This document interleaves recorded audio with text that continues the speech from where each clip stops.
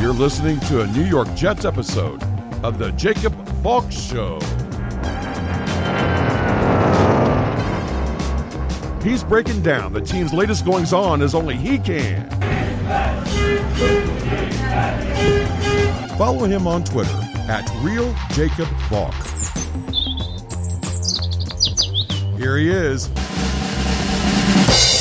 Jacob Valk. Hello,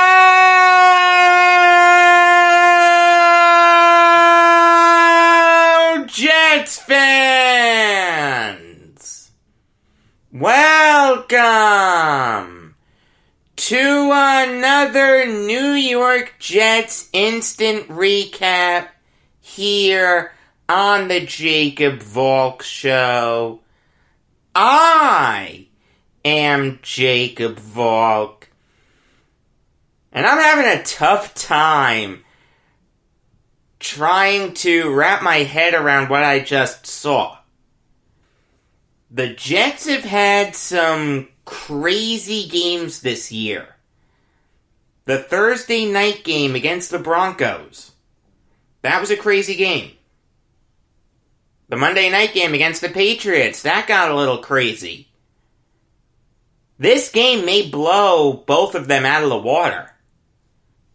What a bizarre game. You have the Jets starting this game really well. The blocked punt, they're getting pressure on Herbert. Pirine with the touchdown, it's looking good. The Jets give up the long drive, but hey, it's a fumble. The Jets get it. Then somehow, Joe Flacco does something that I'd expect Sam Darnold to do. I'd expect Christian Hackenberg to do this if we ever saw him take a snap in the NFL. I'd expect Taj Boyd to do this if we ever saw him play quarterback for the Jets. Remember him? The first pass he throws in the game, it's a pick six. I mean, what else can you say? That defines the Jets to a T. You actually have something cooking. Great special teams play, touchdown, you come up with a big turnover in your own red zone, and then right after that, you throw a pick six. I'd expect that from any of these schmageggies that the Jets have trotted out there as supposed saviors. Not a former Super Bowl MVP. After that, in the first half, it was all Chargers. The Jets didn't complete a pass to a wide receiver in the first half. I have never seen that before. Justin Herbert threw for 277 yards in the first half. For a point of reference, Joe Flacco, in the whole game, threw for just 205 yards. Ben Roethlisberger, in the Steelers' victory over the Jaguars, threw for 267 yards. Now here's the strange thing. In the second half, the Jets played really well. Flacco got Mims involved. He got Perryman involved. Chris Herndon had a fantastic catch for a touchdown. This is a guy who has had a case of the Butterfingers all year. He comes up with a really impressive touchdown catch. The Chargers outscored the Jets 24-6 in the first half. In the second half, The Jets outscored the Chargers 22-10. Adam Gase took over play calling in the second half. Dowell Loggins has shown an inability to adjust at halftime. I said before that the Jets should have Loggins call the plays in the first half and Gase calls them in the second half. Well, if the Jets had been a functional team in the first half, they would have won this game. And I don't want to hear this nonsense about, tanking. Alright, it's not nonsense. I shouldn't use the word nonsense. But just let me enjoy a win. I've seen this team play like utter garbage week after week after week. Let me enjoy a win. I guarantee you, if the Jets had pulled this game out, there would have been so many Jets fans saying, "Oh, woe is me. We're not going to get the first overall pick. We're not going to get Trevor Lawrence. What is this team doing? Blah, blah, blah." Just enjoy the win. I've said this before. And, look, I'm not watching every second of Jacksonville Jaguars football. I'll be the first person to admit that. In fact, there are probably a lot of people in Jacksonville that haven't watched every quarter of Jaguars football. But, from what I've seen, offense isn't their issue. Forget what happened today. Alright, it's Jake Luton going up against the Pittsburgh Steelers. Yes, he's gonna struggle. You can't read anything into that game. You just can't. Gardner Minshew would have been better. I'm not saying the Jaguars would have won, but they would have been better. And this is against a great Pittsburgh Steelers team. The Steelers are the best team in football right now. It's not even close. Before the night is out, every team in the NFL could have at least 2 losses. The Chiefs play the Raiders tonight, Sunday Night Football. I think the Chiefs are going to win that game, but stranger things have happened. If the Raiders can win that game, every team in the NFL will have at least 2 losses, except the Steelers. I really don't think offense is the issue for the Jaguars. I think it's defense. I think they'd be open to moving down one spot. Hell, they may even be open to moving down again. They could move down from 1 to 2, and then from 2 to wherever. Whatever quarterback needy team you can think of could maybe move up so they could take Justin Fields. Washington, Giants maybe, Falcons maybe, Broncos maybe, Eagles maybe. I wouldn't rule that out. Here's what this game proves, though. This game proves that the current hierarchy the Jets have is completely inept. If we needed any more proof of that, we got it tonight. I've said this before. You have a head coach that's in way over his head. I don't think Gase is the seminal reason for this team being where it is, but he's certainly not doing anything to make it better. Dowell Loggins is completely inept. Greg Williams is completely useless. I mean, you're dropping linebackers into coverage. Enough! Enough with this Tampa 2 garbage! Here's what the Jets should have done. Alright, Herbert, when he was facing pressure, was playing like garbage. That's not a knock on Herbert. All rookie quarterbacks do that. Eli Manning did it more than anyone.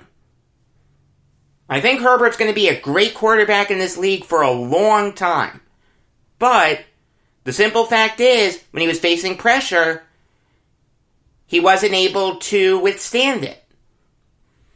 This is a Chargers offensive line that has struggled all year. Blitz the linebackers. Line up primarily in nickel sets, dime sets, quarter sets. Get as many defensive backs on the field as you can. Enough with dropping Neville Hewitt 40 yards downfield. Enough, it doesn't work. Hunter Henry's killing him, play after play after play.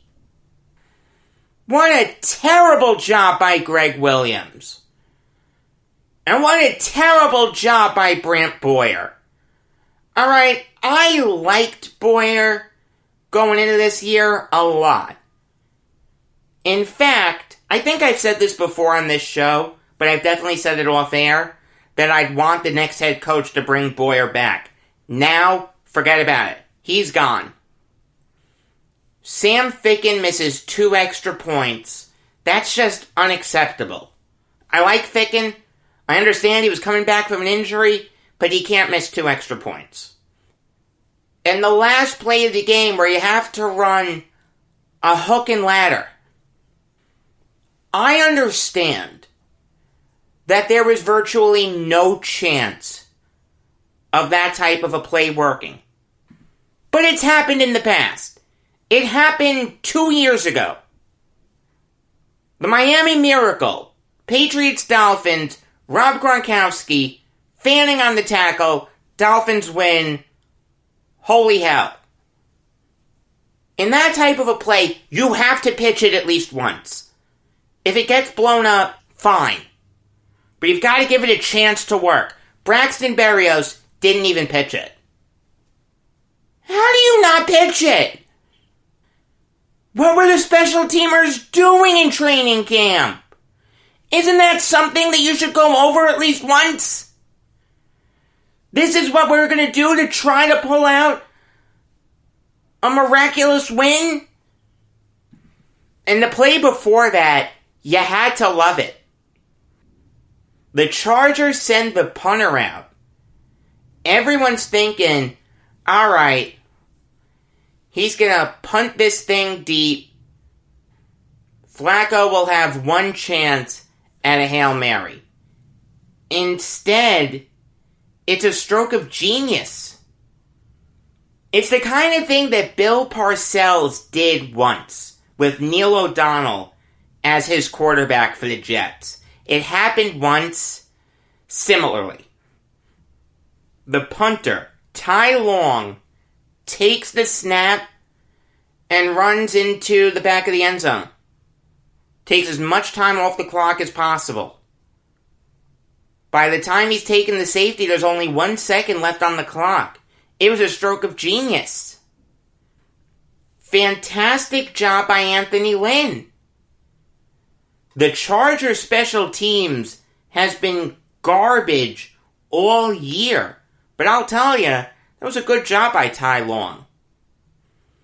Before I rip into the GM for the umpteenth time, I just want to give you a couple standouts. Harvey Lange played really well, was all over the place, making plays. I really like him.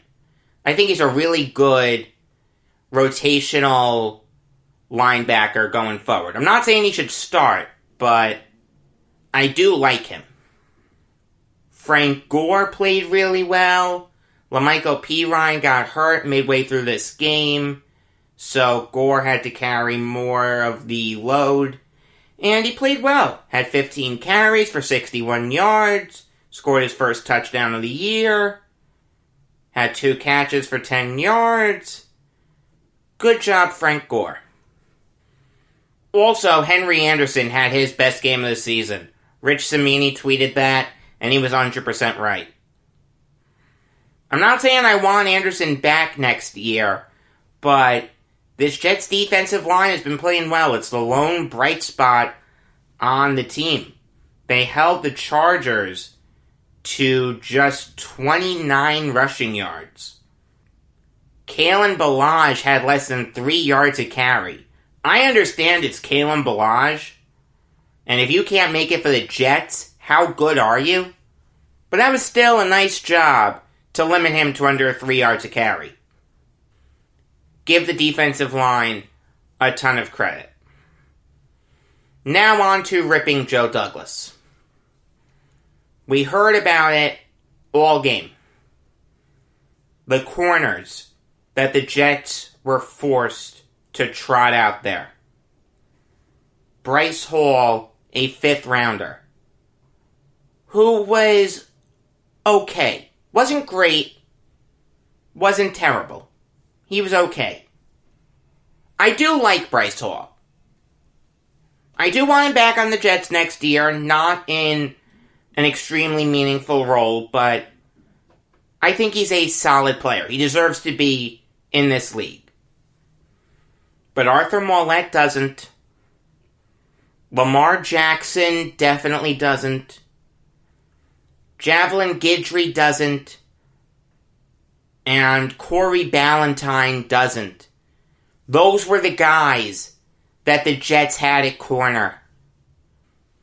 As great as Keenan Allen is, and he is a sensational player, one of the best wide receivers in the NFL, there is no excuse for him to have 16 catches for 145 yards.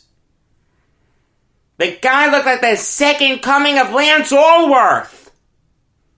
Mike Williams, 4 catches for 72 yards and a touchdown.